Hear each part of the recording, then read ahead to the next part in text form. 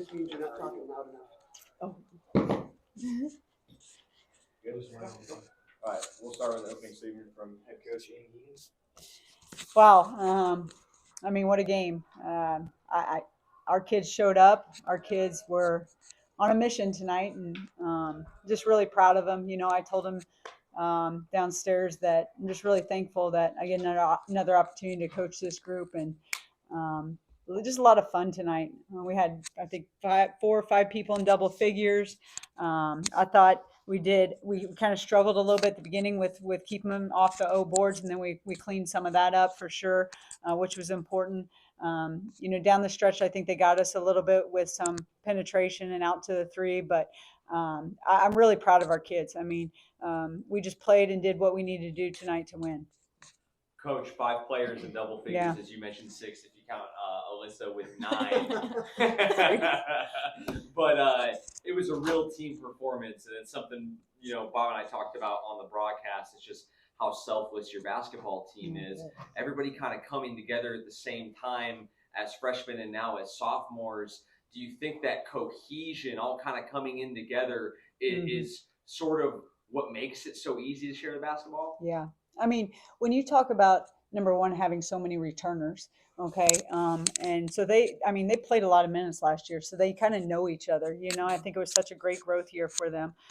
But they know each other. They know each other's style. They know their strengths, their weaknesses, all that kind of stuff. So I think that's one thing we're very fortunate with that. I think the most important thing is we just have selfless kids. They could care less about how many points they score, what it looks like, who gets the credit. They could care less. They just want to win.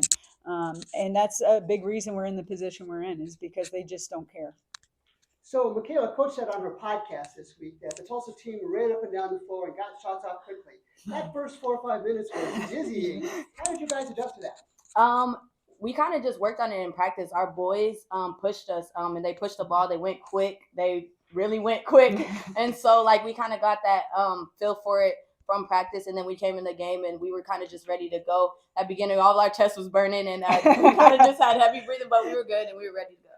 Yeah. Coach, talk about Michaela and her game today. I thought handled their pressure in the half court, handled it in the full court, was able to take what they gave and drive to the rim. I thought you were dominant today. I thought she was unbelievable. Absolutely. Chaos and I have had conversation earlier, but she could very easily start for us, on any given night. She's a big contributor to us, and she plays a ton of minutes. I think she averages probably the most minutes on the team off the bench. And, that's important. Again, just a selfless kid. But I mean, there's not a lot of people that can guard her getting downhill, right? She's so explosive. She's so fast. That is the first thing that she's able to do. She also shares the ball when she needs to share the ball, so that opens things up for her. So she's just a great player that really just cares about winning, and whatever that looks like for us. She makes things happen defensively for us. It's hard to take her off the floor defensively in a lot of areas. So that's probably why she plays a lot of minutes, because I coach the defense side of the ball. So no, we're really thankful for what she does for us. Well, speaking of the defense, we talked a little bit earlier in the day about what they do and what you were going to do. Mm-hmm.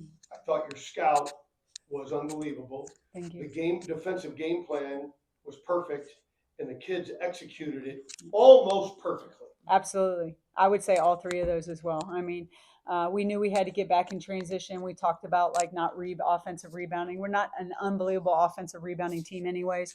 I think we just had a lot of reminders with that. Just get back. I thought, they did miss some easy shots that they typically would hit. So we were fortunate with that. But I thought we executed what we asked them to do and how we asked them to do that very, very well. I was kind of like, man, are they really going to understand what the speed is like? And again, our practice guys did great, but I thought we did a really good job of understanding that they were going to push, that we had to get back. We had to stop that first, and then we had to finish with blockouts. But moreover, every cut, you had somebody there. Yeah. And every passing lane was covered. Yeah. That was amazing. Yeah. So, they run similar stuff to what we run. So we kind of had some ideas with that. We worked on a lot of backdoors because they love backdoors. So we worked on some of that.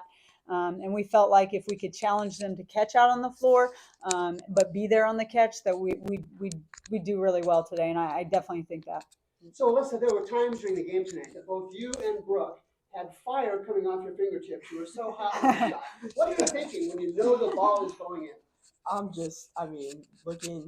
Playing with Brooke is really like one of the most fun things I've ever done. Like we complement each other really well, I think, and like we had very like similar game styles. So like just if one of us is on, the other one can like kind of take a break and then like switch on and off, whichever either one of us can be on any given day. So like just what I'm thinking is if I don't have a shot, like where's Brooke or where's Ellie? Like it's just everybody kind of felt hot tonight. So I always say one of the best things and the greatest things of Lou's game is her confidence.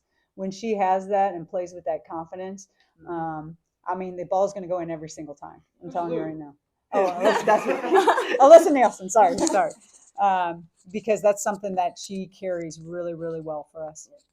So, Coach, another hot start here tonight, and obviously you get those nerves with these big games, but again, another hot start going back to similar to the Southern Indiana game on ESPNU. These two mentioned the big game gene that you guys just seem to have, especially with that hot start. So could you feel that nervousness kind of melting away on the bench as you continue to progress, knocking down those shots throughout that first quarter?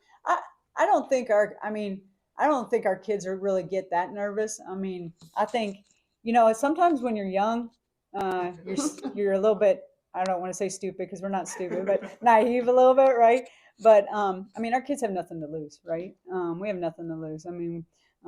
We've got all of us have 2 years left out there almost, besides Mary and Mariah, who we're going to miss. But they just have nothing to lose. And they just, they work so hard every day that they know that when they go out there that they're going to put themselves in a position to be successful. And if it doesn't happen, it's okay because they have done what they needed to do that.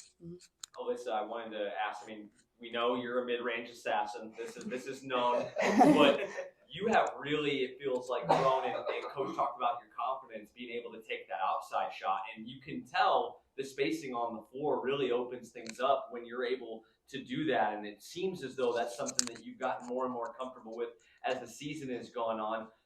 Talk to me a little bit about that journey. Really, my spacing last year was just bad. Like I was not on the right spot very often, and this year, like I worked a lot. We as a team worked a lot on spacing. I learned kind of when to take the shot and when not to, and I feel like that's helped me a lot this year, especially like to make them because I'm not forcing anything really, or trying not to. Sometimes I probably still do, but I try not to. Yep. She liked to score. And on the bench, I told her she's a go. I told her she's a go, and after that, she didn't miss. That is true. Coach, you just final thoughts on advancing and taking on Tarleton State. Now you have a trip and you play on Sunday at 2:00. Yeah. Our group's been really good about doing what they need to do in order to play that next game. And we always talk about that afterwards, like, hey, you got to get something in your bodies. You got to get sleep. Probably most importantly, you got to stay off your phone, right? And a lot of them are going to have a lot of phone stuff tonight. So stay off your phone, get some rest, let your mind rest. And then we'll come back and prep. And we're really pretty consistent in everything that we do. It's probably they probably sometimes get bored because we stay pretty much the same with stuff. But I think that's important because I think then you don't ride the highs, you don't ride the lows. You know every day what you're going to get. And so we'll get back after it just like we always do. Thanks, guys. Thank you.